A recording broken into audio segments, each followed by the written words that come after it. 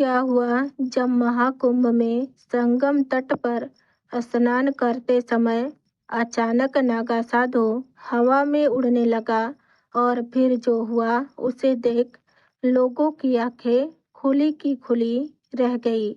आपने महाकुंभ में कई ऐसे साधु देखे होंगे जो अपने चमत्कारों से लोगों को हैरान कर रहे हैं। कोई साधु कांटों पर लेटा हुआ है तो कोई साधु घंटों तक बैठकर तपस्या करता हुआ दिखाई पड़ रहा है। लेकिन आज हम आपको एक ऐसे दिव्य साधु के बारे में बताने जा रहे हैं जिसने अपनी शक्तियों से नासा के वैज्ञानिकों को भी पीछे छोड़ दिया है। जिस काम को वैज्ञानिक 100 साल में पूरा नहीं कर पाए, वह काम एक साधु ने 30 सेकंड में कर दिया। इस घटना ने सभी को आश्चर्यचकित कर दिया और यह सवाल खड़ा कर दिया कि यह भगवान का चमत्कार था या किसी सिद्ध योगी की अलौकिक शक्ति। महाकुंभ भारत का सबसे बड़ा धार्मिक और आध्यात्मिक आयोजन है। हर 12 साल में होने वाले इस महाकुंभ में लाखों श्रद्धालु गंगा, यमुना और सरस्वती के संगम में डुबकी लगाते हैं। यह पर्व केवल स्नान का नहीं, बल्कि आत्मा की शुद्धि और ईश्वर के साथ जुड़ने का है। महाकुंभ का माहौल हमेशा से ही अद्भुत होता है। यहाँ साधु संतों की मेला, आध्यात्मिक चर्चाएं और धार्मिक अनुष्ठान की गूंज पूरे वातावरण को पवित्र बना देती है।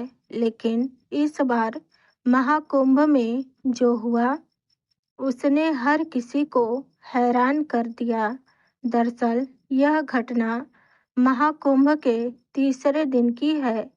सूरज की किरणें संगम के पवित्र जल पर पड़ रही थी। हजारों श्रद्धालु गंगा स्नान के लिए इकट्ठा हुए थे। तभी एक साधु अचानक घाट की ओर आते हुए दिखाई दिए। उनकी वेशभूषा साधारण थी, भगवा वस्त्र, जटाएं और माथे पर भस्म का तिलक था, लेकिन उनकी आंखों से तेज निकल रहा था। लोगों ने सोचा कि यह कोई और साधु होगा जो अपने तप और योग के प्रदर्शन के लिए आया है। लेकिन किसी को यह पता नहीं था कि कुछ क्षणों में वह साधु कुछ ऐसा करेंगे जो सबके कल्पना से परे होगा। जैसे ही साधु संगम के पास पहुंचे, उन्होंने ध्यान मुद्रा में बैठकर कुछ मंत्रों का उच्चारण किया और चारों ओर शांति छा गई। ऐसा लगा जैसे पूरा वातावरण उनकी ऊर्जा से भर गया हो। कुछ मिनटों के बाद साधु ने अपनी आंखें खोली और अपने दोनों हाथ ऊपर उठाए। फिर कुछ ऐसा हुआ जिसे देखकर हर कोई हैरान रह गया। साधु धीरे धीरे हवा में उठने लगा और वह साधु जमीन से करीब 10 से 15 फीट ऊपर उठ गए। चारों ओर भीड़ में हलचल मच गई। लोग अपनी आंखों पर विश्वास नहीं कर पा रहे थे। किसी ने इसे चमत्कार कहा तो किसी ने इसे योग की सिद्धि और कोई उस साधु को नमन करने लगा। एक श्रद्धालु जो केदारनाथ से आए थे, उन्होंने कहा, यह मेरे जीवन का सबसे अद्भुत अनुभव था। मैंने कभी नहीं सोचा था कि मैं अपनी आंखों से ऐसा कुछ देखूंगा। यह साक्षात भगवान शिव का आशीर्वाद है।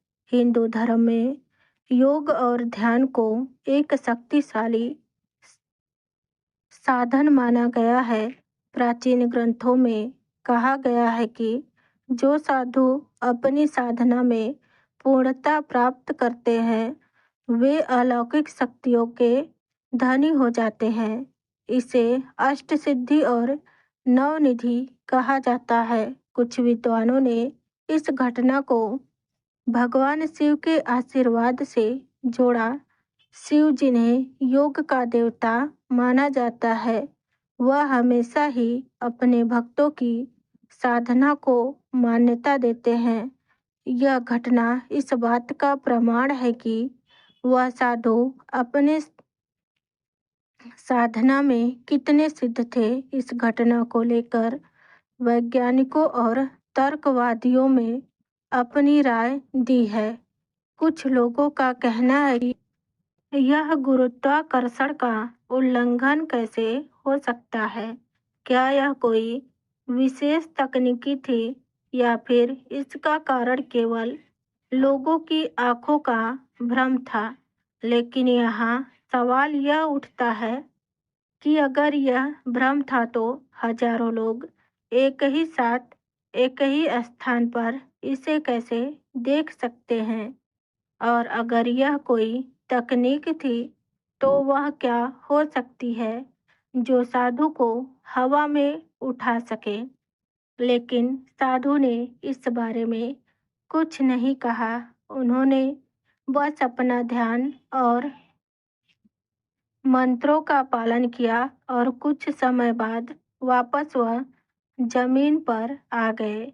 जैसे ही यह घटना घटी सभी को हैरानी में डाल दिया। कुछ ने इसे भगवान का चमत्कार कहा तो कुछ ने इसे मानव के अद्भुत क्षमता का उदाहरण। इस घटना ने महाकुंभ को और खास बना दिया। इस घटना ने हमें यह सिखाया कि हमारी दुनिया केवल तर्क और विज्ञान तक सीमित नहीं है।